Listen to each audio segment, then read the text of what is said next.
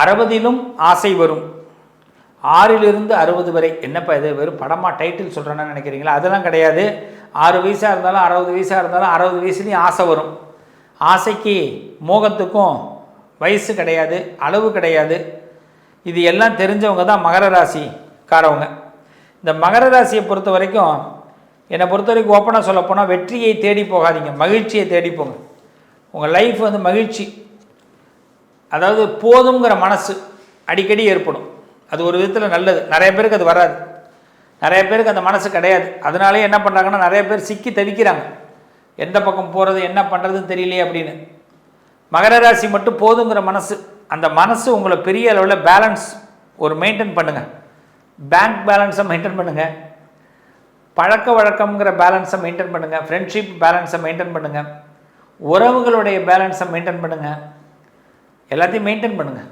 அது பேலன்ஸாக, அதாவது ஏற்றத்தாழ்வு இல்லாமல். இப்படி ஒருத்தவங்களை ஏற்றி ஒருத்தவங்களை இறக்கி வேண்டாம், எல்லாத்தையும் சமதளத்தில். இல்லாதவனுக்கும் அதே சிரிப்பு, இருக்கிறவனுக்கும் அதே சிரிப்பு. நம்மள்கிட்ட பாசம் காட்டுறவனுக்கும் அதே அரவணைப்பு, பாசம் காட்டாதவனுக்கும் அதே அரவணைப்பு. ஏன்னா ஒருத்தவன் பாசம் காட்டுவோம், ஒருத்தன் பாசம் காட்ட மாட்டான். அது அவனுடைய கொள்கை. நம்ம கொள்கை எல்லாரையும் ஒரே மாதிரியாக பேலன்ஸாக பார்க்குறது. இதை மட்டும் மகர ராசி என்றைக்கு மெயின்டைன் பண்ண ஆரம்பிக்கிறீங்களோ உங்களுக்கு நிம்மதி தானாக வந்துடும். ஆனால் நிம்மதி இன்னொருத்தனால வரவே வராது. இது நல்லா தெரிஞ்சுங்க. நீங்கள் எத்தனை கடவுளை கும்பிட்டாலும், எத்தனை சாமி கும்பிட்டாலும், எத்தனை பேருக்கு நீங்கள் சிபாரிசு பண்ணாலும், எத்தனை பேர் அரவணைச்சு போனாலும் நிம்மதி வராது. காரணம், இந்த நிம்மதி உங்கள் ராசிக்கு எப்படி வரும் அப்படின்னு கேட்டால், உங்கள் ராசிக்கு அதிபதி சனி பகவான்.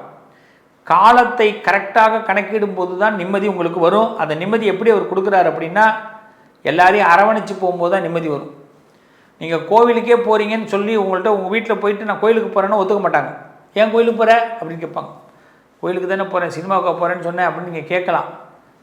சினிமாவுக்கு கூட கோயிலுக்கு போகிறேன்னு சொல்லவங்களாம் இருப்பான். ஏன்னா நீ மாட்டு இப்படியே போயிட்டுனா நான் என்ன பண்ணுறது வாழ்க்கையில் அப்படின்வாங்க.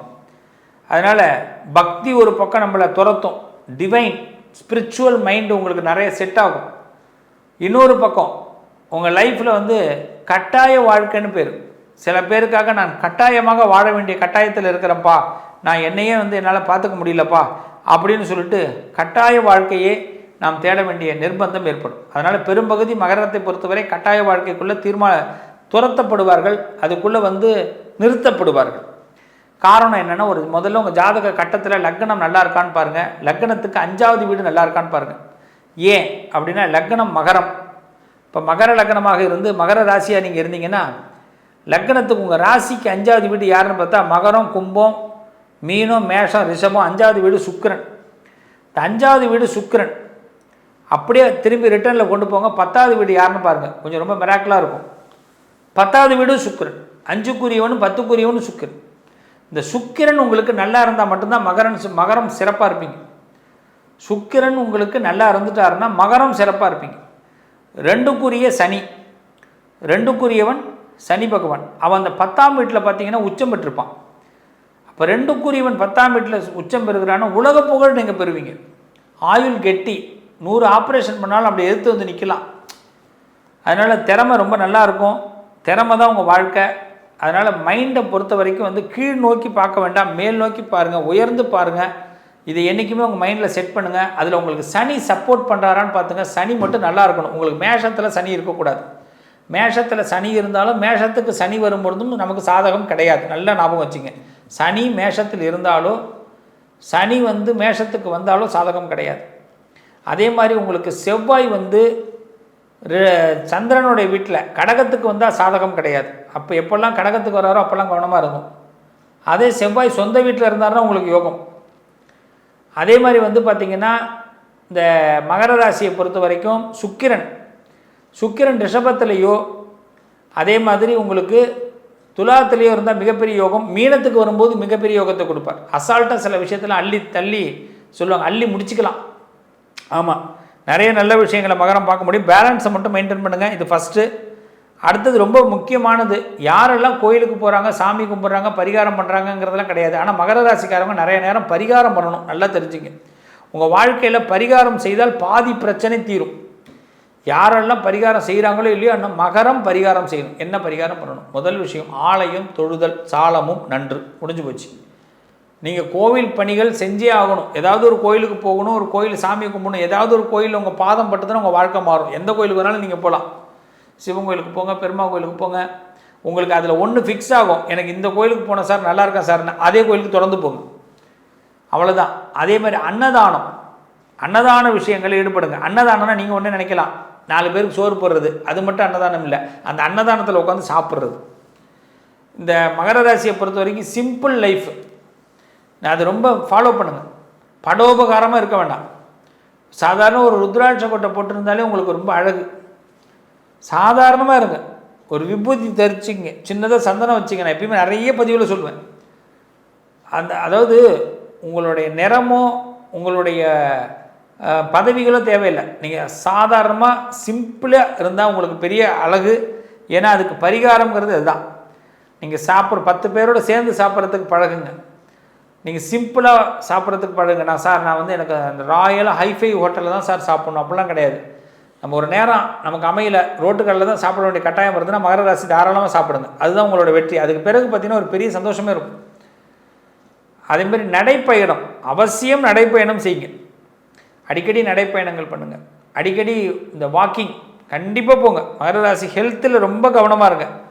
மகர ராசியை பொறுத்த வரைக்கும் நீங்கள் பரிகாரம்ங்கிறது யாராவது சொன்னால் தாராளமாக செய்யுங்க. ஆனால் செலவு பண்ணி பரிகாரம் செய்யாதீங்க. நான் சொல்கிற சரி, பரிகாரம் நல்லா தெரிஞ்சுக்கங்க. ஆலயம் தொழுதல் சாலமும் நன்று, முடிஞ்சு போச்சு. ஆலயத்துக்கு போங்க, ஏதாவது ஒரு ஆலயத்தை அடிக்கடி போய் பார்த்துங்க. நிறைய புத்தகம் படிங்க, புத்தகம் புழுவாக இருங்க.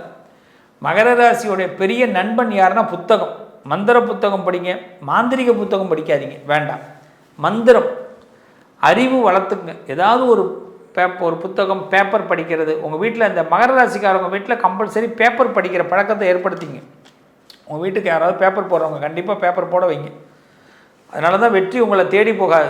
நீங்கள் வெற்றியை தேடி போக வேண்டாம், மகிழ்ச்சியை தேடி போங்க. மகிழ்ச்சி தானாக வரும் உங்களுக்கு. நல்ல புத்தகம் படிங்க ப்ளீஸ். இது உங்களுக்கு பெரிய லைஃப்பில் உங்களுக்கு மாற்றத்தை ஏற்படுத்தும். அது மாதிரி பார்த்தீங்கன்னா கேஷ் விஷயத்தில் ரொம்ப கவனமாக இருங்க மகர ராசிக்காரவங்க. ஒரு பணம் யாருக்காவது கொடுக்குறீங்கன்னா எவிடன்ஸோடு கொடுங்க. அந்த கேஷ் கரெக்டாக ஒரு இடத்துக்கு போய் சேருதான்னு அதை ட்ராக் பண்ணுங்கள். அந்த கேஷை ஃபாலோ பண்ணுங்கள், அதை ட்ராக் பண்ணுங்கள். உங்களுக்கு பணம் எப்படி வருது, பணம் எப்படி போகுது, இதை ஃபாலோ பண்ணணும், அதை ட்ராக் பண்ணணும். அதுதான் உங்களுடைய பெரிய பலம். அதுதான் உங்கள் பணத்தை நிலைநிறுத்தும். சில பேருக்கு நிறைய பேர் சொல்லுவாங்க, சார் எனக்கு பணம் எப்படி வருதுன்னே தெரியாது சார், நான் சம்பாதிக்கிறதே எனக்கு தெரியாது சார். அதுமாரி சில பேர் நான் என்ன செலவு பண்ணுறேன்னே தெரியாது சார், எல்லாம் வீட்டுக்கு தான் சார் தெரியும், வீட்டில் உள்ளவங்களுக்கு தான் தெரியும். இது ரொம்ப பெருமையாக சொல்லுவோம், கிடையாது. மகரம் கேஷ் விஷயத்தில் நீங்கள் தான் கவனமாக இருக்கணும். உங்களுக்கு தெரியணும், உங்களுக்கு தெரிஞ்சு தான் 100 ரூபா பணம் வரணும், உங்களுக்கு தெரிஞ்சு தான் அந்த 100 ரூபா செலவாகணும். அது எந்த வழியில் வருதுன்னு தெரியணும், எந்த வழியில் அது போகுதுன்னு தெரியணும். இதை மகரம் கம்பல்சரி நீங்கள் முடிவு எடுத்தால் தான் ஃபினான்ஷியல் ரீதியாக உங்களுக்கு சப்போர்ட் கிடைக்கும். இல்லைன்னா யாராச்சும் ஏமாற்றிட்டு போயிடுவாங்க. அதுவும் பார்த்தீங்கன்னா சிறுக சேர்த்து லம்பாக ஏமாந்துடுவீங்க. நல்லா தெரிஞ்சுங்க. அதனால தான் திருப்பி சொல்லிட்டேன், கேஷ் விஷயம் உங்களை பெரிய அளவில் அதை கரெக்டாக ஃபாலோ பண்ணுங்கள், ட்ராக் பண்ணுங்கள். இல்லைன்னா கேஷ் உங்களை பெரிய அளவில் உங்களை மன உளைச்சல் ஆளாக்கிடும். நிறைய மகர ராசிக்காரர்கள் இழந்தவர்கள் தான் நிறைய பேர் இருக்காங்க. அப்படி சொல்லுவாங்க, திருடனுக்கு தேல் கூட்டின மாதிரி புத்தின்னு இருப்பாங்க நிறைய பேர், விட்டுட்டு பணத்தை விட்டுட்டு. ஏன்னா வந்த வழியாக அவங்களுக்கு தெரிஞ்சிருக்காது, போகிற வழியும் தெரியாது. அதனால் நல்லா தெரிஞ்சுங்க மகர ராசிக்காரங்க, ப்ளீஸ் பணம் எப்படி வருதுன்னு ஃபாலோ பண்ணுங்கள், எப்படி போகுதுன்னு அதை ட்ராக் பண்ணுங்கள். கண்டிப்பாக உங்கள் லைஃபே மாறும். அடுத்தது பாருங்க, ரொம்ப முக்கியமாக எமோஷ்னல் நிறைய ஸ்பெண்ட் பண்ணாதீங்க. எமோஷ்னலுக்கு நிறைய ஸ்பெண்ட் பண்ணாதீங்க. நீங்கள் எமோஷ்னலுக்கு ஸ்பெண்ட் பண்ண வேண்டிய கட்டாயம் தான் நிறைய ஏற்படும். யாராவது ஒருத்தவங்க கோவமாக பேசிட்டாலோ வருத்தமாக பேசிட்டாலோ நீங்கள் எமோஷ்னல் ஆகிடுவீங்க. அவங்க எமோஷ்னல் ஆகிட்டாங்கன்னா அவங்கள கூல் பண்ணுறதுக்காக நீங்கள் அதுக்கு டைம் ஸ்பெண்ட் பண்ணுவீங்க. வேண்டாம், எமோஷ்னலை பிரேக்கப் பண்ணுங்கள், அவ்வளோதான் நான் சொல்லுவேன். நீங்களும் எமோஷ்னல் ஆகாதீங்க. மற்றவங்க எமோஷ்னல் ஆகி உங்களை ஆட்டையை போட பார்த்தாங்கன்னா அதில் கொஞ்சம் கவனமாக இருங்க. ஸோ இந்த இடங்களெல்லாம் நீங்கள் கவனமாக இருக்கும்போது தான் என்ன ஆகும், உங்களுக்கு நமக்கு ஒரு நல்லது நடக்கிறதுக்கு நீங்களே ஒரு காரணமாக இருப்பீங்க. அதே எமோஷ்னலாக நீங்கள் ஆகிட்டாலோ, எமோஷ்னல் ஆனவங்களோடு நீங்கள் பேசினாலோ நீங்கள் நிலைத்தன்மையை குறையறதுக்கு நிறைய வாய்ப்பு இருக்குது. அடுத்து ரொம்ப முக்கியமாக தெரிஞ்சுங்க, எல்லாரையுமே அக்செப்ட் பண்ணிக்கோங்க. அதாவது எல்லோரும் நமக்கு முன்னாடி வரவங்க எல்லோரும் நோயாளின்னு நினச்சிங்க. மகர ராசிக்காரவங்க எப்படி நினச்சிக்கணுமா, மற்றவங்கள நமக்கு முன்னாடி வரவங்க ஒரு பேஷண்ட்டாக நீங்கள் அவங்கள திங்க் பண்ணணும். அவங்கள சந்தோஷப்படுத்துறது நினைக்கிறது, அவங்கள குணப்படுத்துறதுக்கு முயற்சி பண்ணால் அதுவே உங்கள் சக்ஸஸ். அப்போ உங்கள் லைஃப்பில் ஒருத்தன் கேட்குறான், உங்களால் எனக்கு இந்த உதவி வேணும் அப்படின்னா அவனுக்கு நீங்கள் அவனை குணப்படுத்துங்க. அவனை வந்து சந்தோஷப்படுத்துறதை விட குணப்படுத்துங்க. அதை வந்து சக்ஸஸ் பண்ணி கொடுங்க. அதுவே உங்கள் சக்ஸஸ். ஸோ இதை மட்டும் ஃபாலோ பண்ணுங்கள்.